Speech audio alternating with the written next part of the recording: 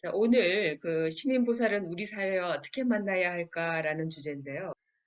우리 그 불자들이 그 보살로 사는 게 참 쉽지가 않은데 어떻게 살아야지 민주 시민사회의 보살이라고 하는가라는 고민들을 많이 이야기를 해왔습니다.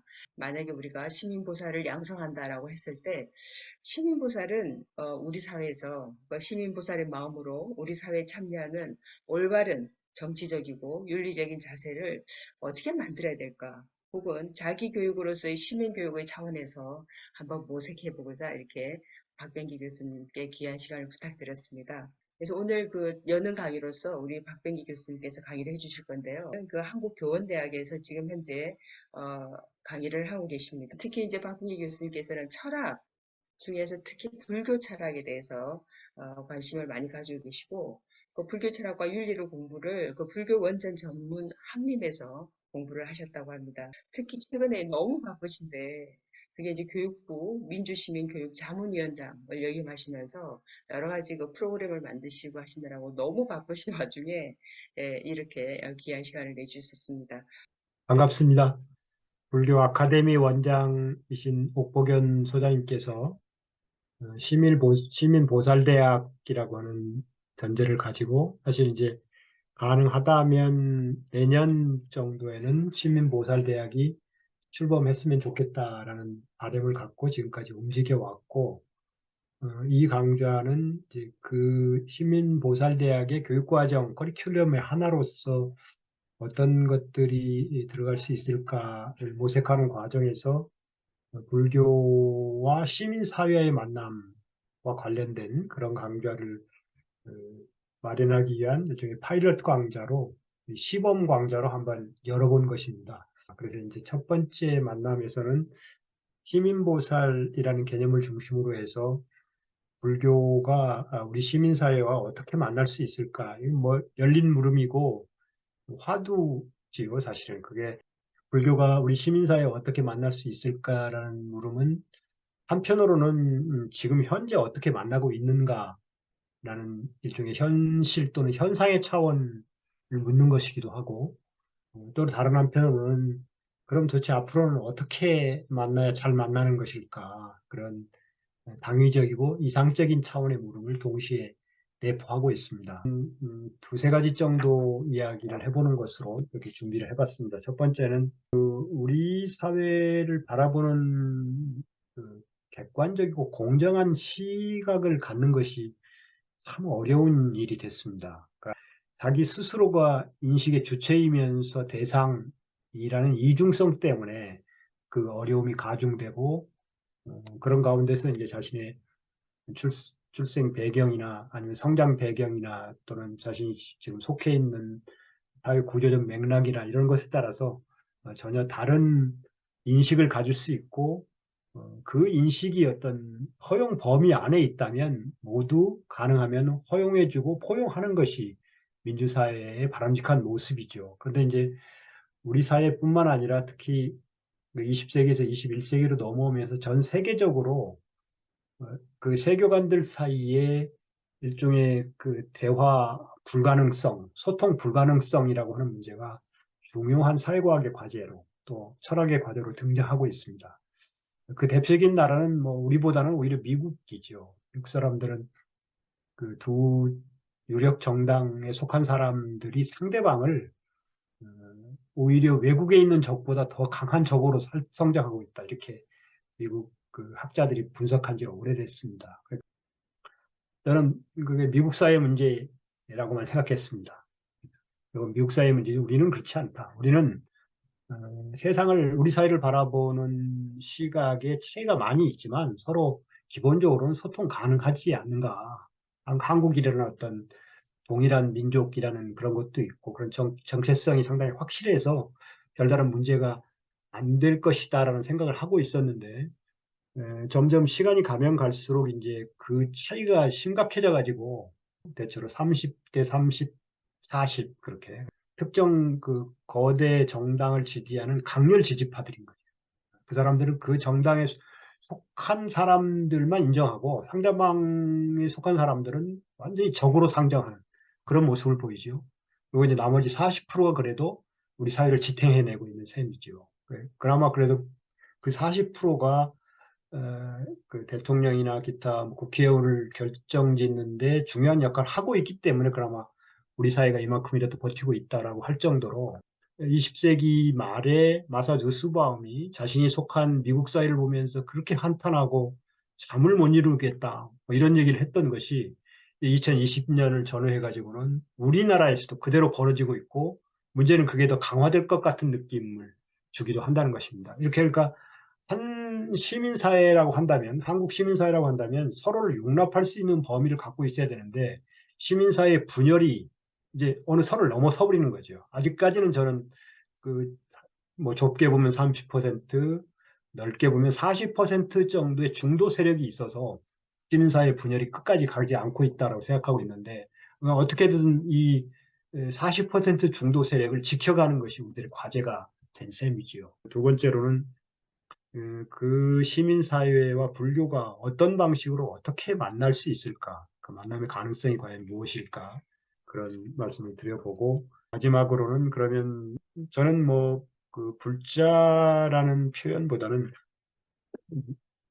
대승불교권에서는 보살이라는 표현이 더 적절하다는 생각을 갖고 있습니다. 그러니까 보살이라는 개념은 어, 그 우바세계경에 분명히 그렇게 명시되어 있는데 보살에는 출가보살과 재가보살이 있다. 이렇게 딱 명시하고 있습니다. 그러니까 기본적으로 불자와 출가 승려들을 나름대로 구분하긴 하지만 기본적으로 똑같은 보살로 취급하는 거죠. 그게 대승불교의 기본 정신이고 그런 점에서 불자라는 말을 쓰는 순간 상당 부분 그 출가보살들에게 종속된 느낌을 줄 수도 있단 말이에요. 그래서 저는 오히려 불자라는 표현, 만약 불자라는 표현을 쓴다면 출가보살까지도 포함해서 써야 되는 거죠. 근데 우리는 주로 출가보살들은 불자라고 안 하고 제가 신도들만 불자라고 표현하면서 일종의 종속적인 관계를 설정하는 그런 그 경향들이 있어서 기본적으로는 불자라는 표현보다는 보살이라는 표현을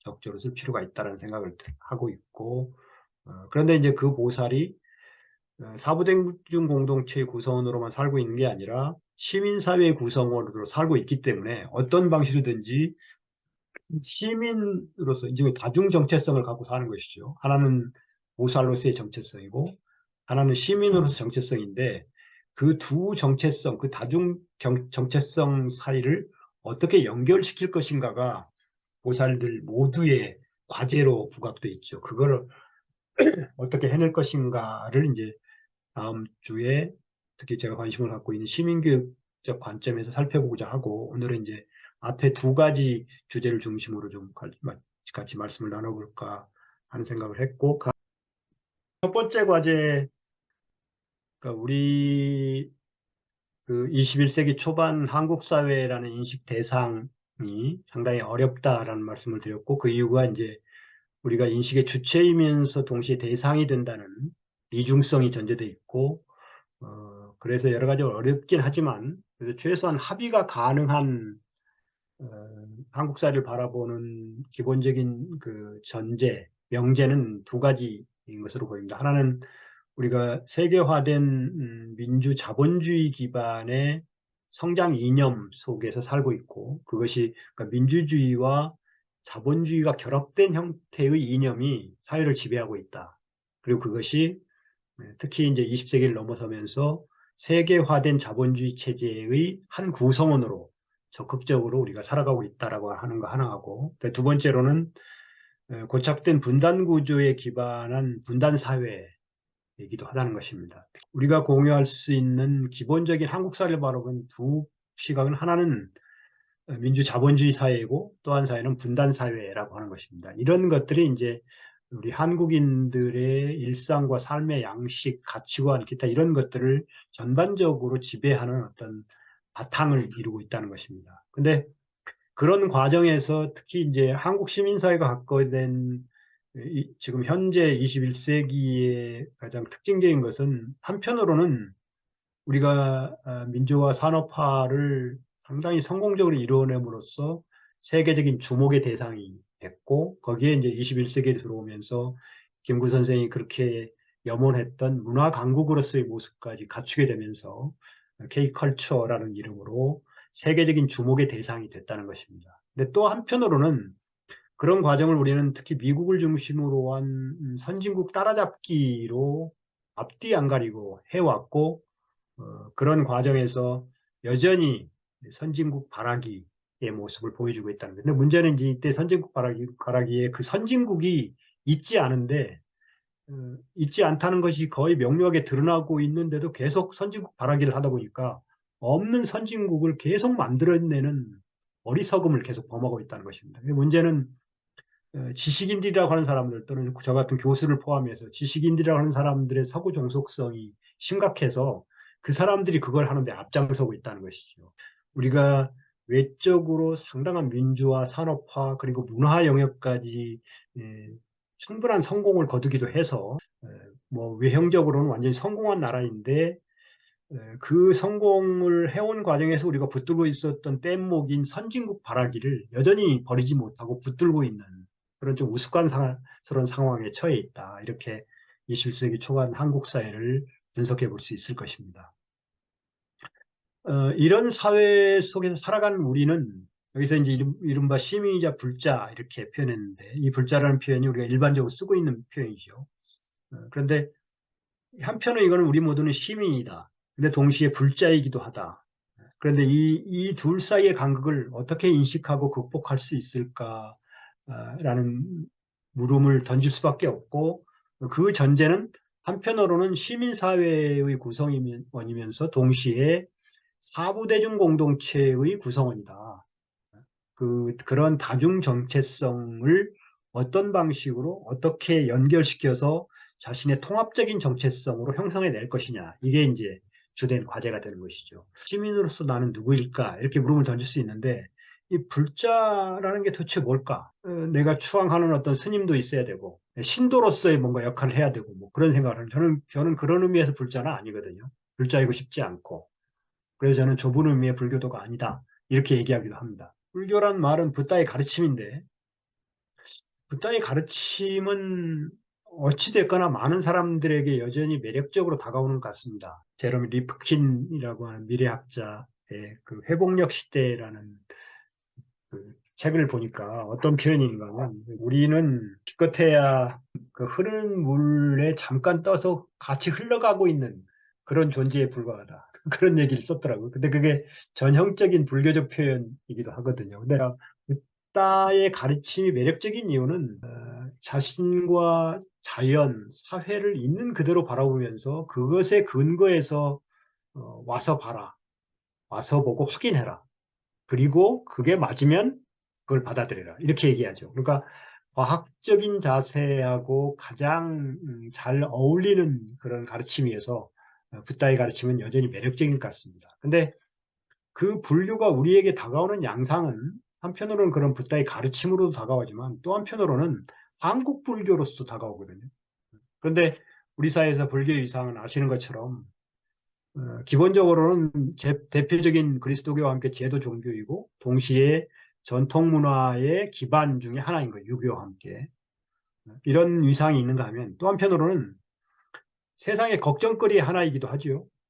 특히 조계종단을 비롯해서 이런 곳들이 보여지는 모습들은 오히려 정말 세상이 종교를 걱정하는 그런 대상 중에 하나로 떠오르게 됐단 말이에요. 그러다 보니까 이제 도대체 불교가 시민사회에 어떤 도움이 될 수 있을까라는 부정적인 물음을 던지게 되는 거죠. 불자로서의 정체성을 확립하는 과정에서 혼란에 빠뜨리게 만드는 요소인 거죠. 불자라고 내세우는 순간 부끄러워지는 거예요. 이런 사회 속에서 불교와 시민사회 관계를 묻는 것은 아주 복합적이고 중층적인 물음으로 우리한테 다가옵니다. 시민사회와 불교가 그럼 어떻게 만날 수 있을까라는 물음을 던지고 나면 한편으로는 그 붓다의 가르침, 이상적인 모형, 그리고 이제 대승불교가 출범하면서 공식적으로 정착한 사부대중 공동체라고 하는 그것을 가지고 시민사회의 만남을 생각해 볼 수 있습니다. 그런 점에서 본다면 기본적으로 승가 공동체는 민주 공동체였다. 잘 아시는 것처럼 신분이 아닌 행위로 판단하라. 이게 초기 경전에 곳곳에 나오잖아요. 그죠? 또 다른 한편으로는 특히 이제 갈마 전통, 그 붓다의 제자들이 수행한다고 들어와 살았지만 온갖 문제들이 다 생겼단 말이에요. 그 갈등과 그런 것들을 해결하는 일종의 절차로 갈마라고 하는 제도를 만들어내는데, 그 갈마 전통이 핵심적인 일에 있어서는 기본적으로 만장일치제였습니다. 그러니까 대의제의 한계를 넘어서는 만장일치제의 전통을 확립해서 꽤 오랜 시간 동안 성공적으로 이끌어낸 그런 전통이 있는 거죠. 그래서 그 장 베슐레르라고 하는 그 프랑스의 역사 사회학자가 민주주의는 아테네보다 고대 인도 전통에서 더 완벽한 형태로 나타났다, 이렇게 표현합니다. 아테네는 불완전한 민주주의였잖아요. 고대 인도 전통은 승가 공동체만 그런 것이었던 게 아니고 그 안에 들어오면 모든 신분이 다 철폐돼 버리는, 그죠? 나중에는 여자도 출가시키잖아요. 네, 아시는 것처럼 아테네 민주주의는 여자는 인간도 아니었고, 그죠? 평민 남자 이상만 참여하는 아주 불완전한 전통이었단 말이에요. 그런데 이제 아시는 것처럼 이 초기 승가 공동체는 출가와 재가를 엄격히 구분하는 것이었습니다. 출가 공동체가 따로 있고 재가 공동체는 그걸 외호하는 형태로 있는 것이죠. 불자라는 말 속에 포함되어 있는 그런 부정적인 의미는 그런 전통을 잘못 계승하는 것이죠. 그것이 문제가 되니까 그걸 극복하기 위해서 나타난 것이 대승이었고, 대승에서는 아예 사부대중 공동체라는 말을 적극적으로 사용하면 민주주의 역사에서도 상당히 중요한 의미를 갖는 것이죠. 그런데 우리나라에서 초기 불교에 대한 과도한 그 집착들이 나타나기 시작하면서 이른바 초기 불교 근본주의자들이 꽤 많아요. 초기 불교에 붓다의 본래 음성이 좀 더 가까운 음성이 들어있을 가능성이 있죠. 그렇다면 초기 경전들이 결집될 때도 이미 붓다의 시대와 상당한 거리가 있었고 붓다의 음성과 좀 더 가까울 뿐인 거지요. 그리고 그걸 초기 경전을 계속 읽다 보면, 예를 들자면 소속의 논쟁 같은 것도 이른바 이제 그 도덕교육에서는 도덕적 영역과 관습적 영역을 구분합니다. 근데 계율 중에서 관습적 영역에 속하는 것들은 시대가 바뀌면 바뀌어도 좋다라고, 바꿔도 좋다라고 분명히 붓다가 얘기를 했어요. 그게 경전에 나오죠. 근데 그 이후에 잘못된 방식으로 소속의 논쟁을 폐지시켜버린 거예요. 소속에도 바꿀 수 없다라고 경직된 형태로 바꿔버린 게 지금까지 그런 불교 전통을 잘못 해석한 데서 비롯되는 것이라고 볼 수 있는 것입니다. 사부대중 공동체가 되면서부터는 이 재가와 출가를 엄격히 구분하던 초기 불교의 계율은 관습적 영역에 속하는 것은 적극적으로 바꿔야 됩니다. 그런데 근본적으로 수행을 해가는 데 필요한 정말로 도덕 그 자체에 속하는 것들은 쉽게 바꾸면 안 되는 거죠. 여러 가지 측면에서 시민사회와 불교가 만나기 위해서는 우리 전통의 적극적인 재해석과 비판적 계승의 노력이 필요한데, 그 과정에서 한 가지 더 주목해야 될 것은 20세기 역사를 우리가 맞으면서 유교와 불교가 사실은 온전히 분리되지 않은 채 함께 공존했던 게, 그러니까 조선은 유교의 나라이기도 하지만 동시에 불교가 밑에 깔린 나라이기도 했단 말이에요. 특히 민중들의 경우에는. 그러니까 유교라고 하는 것은 기본적으로 엘리트들의 사상과 이념이었고, 대부분의 사람들은 불교로 상징되고 그것이 이제 무속까지도 포함한 전반적인 것들을 가지고 일상적인 삶을 꾸려왔던 것이란 말이에요. 근데 그런 전통을 왜곡했을 뿐만 아니라 적극적으로 극복하는 데 앞장서는 사람들이 불행히도 주도하는 그런 세계를 맞았습니다. 그렇게 되면서 우리는 전통에 대해서 한 번도 제대로 된 시각을 가질 수 없는 불행한 역사를 가진 채 지금 여기에 살고 있는 것이죠. 그 결과가 뭔가 하면 두 가지 극단인데, 하나는 우리 전통에는 아무것도 볼 것이 없다라고 주장하는 극단적인 주장. 또 한편으로는 우리 전통만 잘 살려놓으면 모든 게 해결된다는, 그것도 잘못된 주장이죠. 주자가 살아나면 지금 현재의 문제가 다 해결될 것처럼 얘기하는 동양 철학자들이 있어요. 주자를 주의로 바꿔놔야만 비로소 우리가 살펴볼 가치가 있는 거죠. 그가 살아나면 모든 문제가 해결될 수 있다고 주장하는 주자학자들이 우리나라에 지금도 동양 철학계, 특히 유교학계의 주류예요. 그런 주장을 가지고는 전통을 살릴 수 없는 거죠. 불교만 가지면 모든 문제 해결될 것처럼 얘기하는 스님들도 있고 제가자들도 있어요.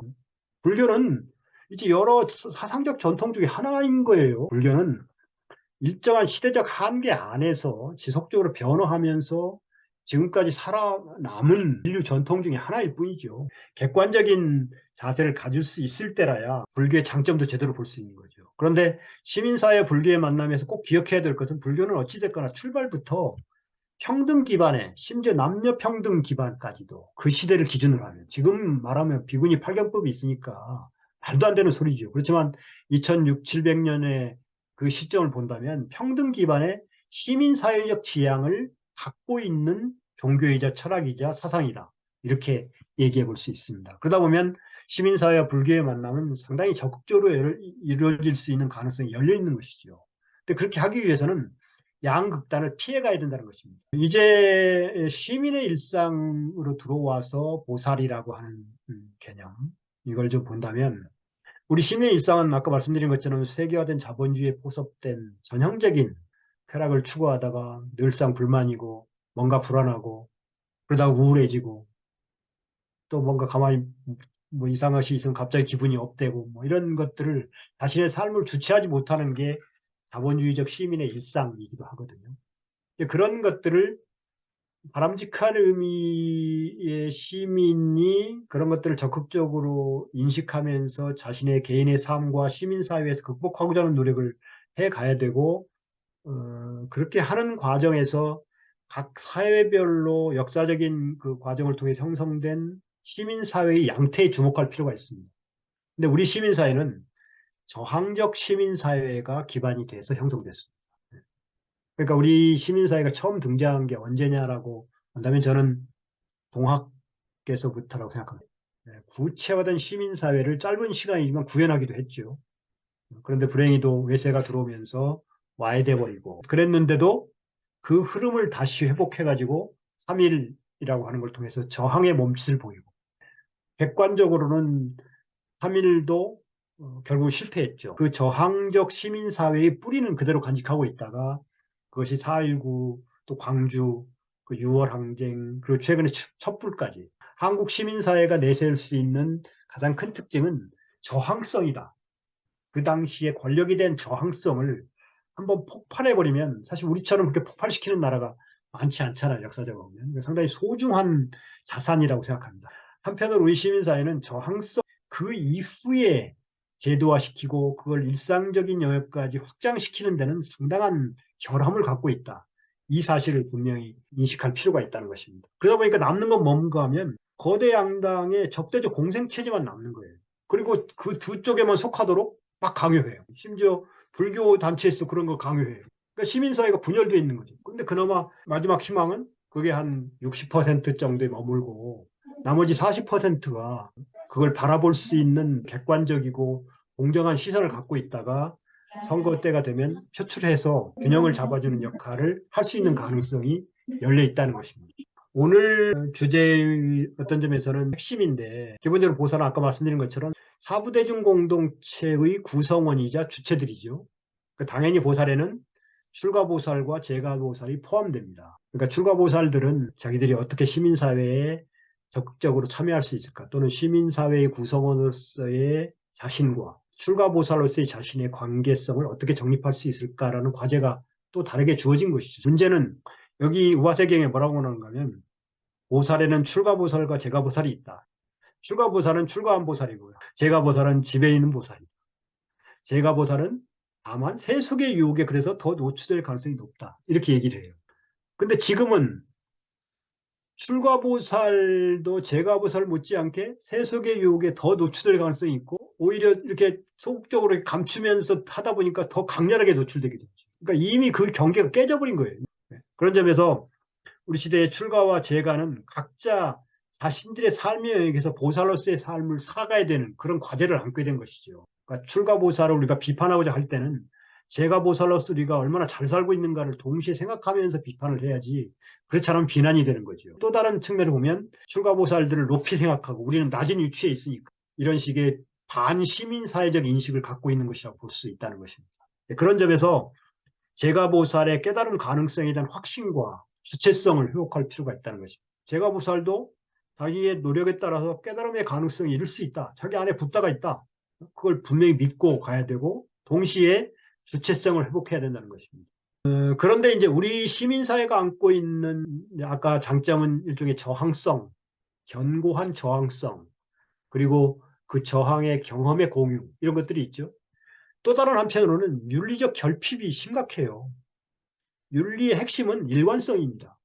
그런데 그게 안 되는 것이 내로남불이죠. 내 편에 속하면 어떤 잘못을 해도 문제를 안 삼아요. 시민사회의 윤리적 토대가 강화되지 않으면 정말 살기 힘든 사회가 되는 거죠. 이제 점점 더 그런 사람들의 폭이 만일에 40대 40까지 가버리면 지금 60이 지배하는 시민사회 사는 것도 힘든데 80이 지배하는 시민사회 사는 것은 얼마나 고통스럽겠어요. 시민윤리의 보완이 정말 중요하고 절대적인 과제가 되고 있는데 그런 과정에서 보살들이 일정한 기여를 할 수 있을 것이다라는 기대를 받을 수 있다는 것입니다. 일반적으로 시민윤리는 최소 도덕이다라고 얘기합니다. 우리의 전반적인 그 문화 속에 스며들어 있는 부정적인 의미의 관계망들이 작동하고 있기도 하죠. 그런 점에서 최소 도덕으로서의 시민윤리도 확충해 가야 됩니다. 에티켓을 더 강화해야 되는 거죠. 근데 더 필요한 것은 이제 보살윤리의 경우에는 이른바 최대윤리다. 이걸 한마디로 얘기하면 어떻게 살 것인가에 대한 답을 찾는 것이 최대윤리입니다. 시민과 보살이 만났을 때 보살이 해줄 수 있는 역할 중에 하나는 어떻게 살 것인가라는 하나의 모형을 보여주는 것이죠. 저 사람처럼 살고 싶어. 향기가 나네. 그런 느낌을 갖게 하는 것이죠. 그러니까 기본적으로 보살윤리는 최대 윤리적 지향을 갖고 있고 시민과 보살의 만남은 그런 방식으로 이루어져야 되는데 그러려면 보살이 먼저 최소 도덕으로서의 시민윤리를 갖고 있어야 한다는 것입니다. 시민사회의 윤리적 기반을 강화하는 일은 절대적명의 과제가 되고 있습니다. 그런 맥락에서 우리 시대 보살의 모습은 과연 어떤 것이어야 할까라는 문제를 이것도 열려있는 답입니다. 계속 찾고 있는 답이고 기본적으로는 최소 도덕을 갖추고 있어야 되고 교양을 갖추고 있어야 되는 거죠. 그러니까 시민이어야 되는 거죠. 보살은 먼저. 그리고 문화성도 좀 갖추고 있어야 되는 거죠. 시민사회 속에서 존재하는 하나의 공동체로서 사부대중 공동체의 구성원이기 때문인 거죠. 근데 그걸 벗어나서 거꾸로 갖고 살아가는 사람들이 있고 그런 사람들을 우리는 자칫하면 근본주의자가 불교 근본주의가 되거나 기독교 근본주의자가 되거나 아니면 우리가 많이 비난하는 이슬람 근본주의자가 되거나 초기 불교만이 불교의 근본이고 모든 것이라고 주장하는 순간 근본주의자가 되는 것이죠. 아주 위험한 사람들입니다. 불교는 끊임없이 시대 상황과 만나면서 확장해온 것이 가장 큰 장점이죠. 그리고 붓다 스스로가 자신의 가르침의 영역을 경험적 기반을 가지고 지속적으로 검증 가능한 것을 토대로 해서 성립한 종교이기 때문에 철학이자 사상이자 윤리인 것이죠. 근데 그걸 부정해버리고 근본주의가 왜 나쁘냐 이렇게 얘기하는 사람하고는 정말 대화가 될 수 없는 상황까지 가버리게 되는 거예요. 아까 말씀드린 것처럼 초기 불교는 아주 소중한 우리의 기반이지만 우리 기본적인 불교는 대승불교고 그 대승불교의 주체는 보살이라는 것입니다.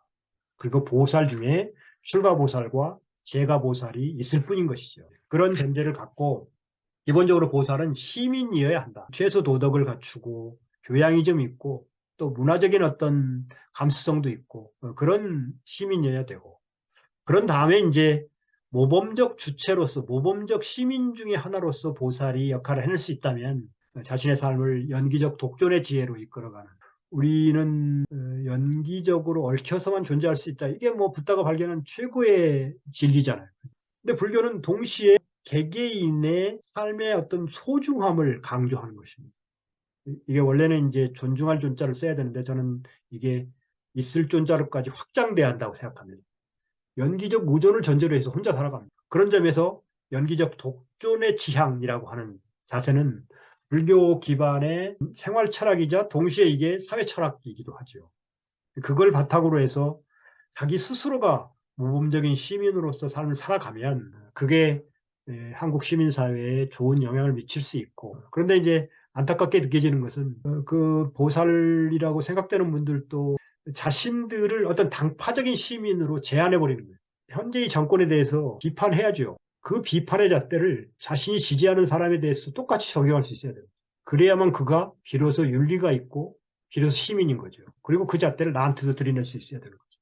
그걸 보이지 못하면 그건 제대로 된 시민도 아니고 더구나 보살도 아닌 거죠. 왜냐하면 보살은 공체의 인식을 전제로 하기 때문이죠. 내가 비판하는 그와 나를 온전히 분리시킬 수 없다. 근데 그걸 딱 분리해가지고 막 적대시하고 막 비판하면서 자기 편에 서고 모든 잘못을 해도 다 용서해주고 보살이 아니라고 생각. 보살이어야만 시민과 제대로 만날 수 있고 그 시민적 정체성과 보살적 정체성을 연결시킬 수 있는 가능성이 생기는 것이죠. 어떤 점에서는 절망적이기도 하잖아요. 점점 더 상황이 안 좋아지니까. 세계적인 추세이기도 해서 민주주의에서는 이제 어떤 선진국도 존재하지 않습니다. 오히려 우리 사회에 지금 양극단의 그 국자 세력들이 드디어 등장하기 시작했어요. 이게 확장되고 지속적으로 공고한 체제가 되어버리면 정말 살기 힘든 사회가 됩니다.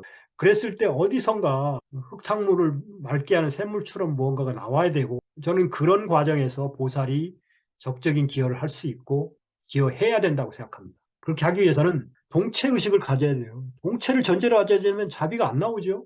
통체자비죠. 제레미 리프킨 같은 사람도 생태적 자아란 말을 통해서 동체를 얘기해요. 생태적 자아란 말은 내 안에 엄청난 숫자의 미생물이 있다는 걸 인정하고 그 미생물이 외부의 미생물과 지속적으로 관계를 맺는 것을 인정하는 자아다. 그렇게 얘기합니다. 저는 그게 동체적 자아라고 생각해요. 동일한 맥락이죠.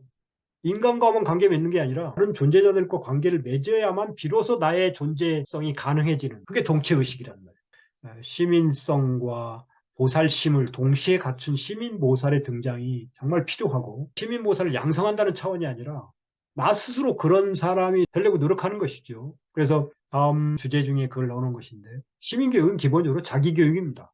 그게 어떻게 가능할까 하는 구체적인 이야기는 다음 주에 가서 좀 더 얘기해 보기로 하고 오늘 드리고 싶은 말씀은 이 정도로 하고, 예, 고맙습니다.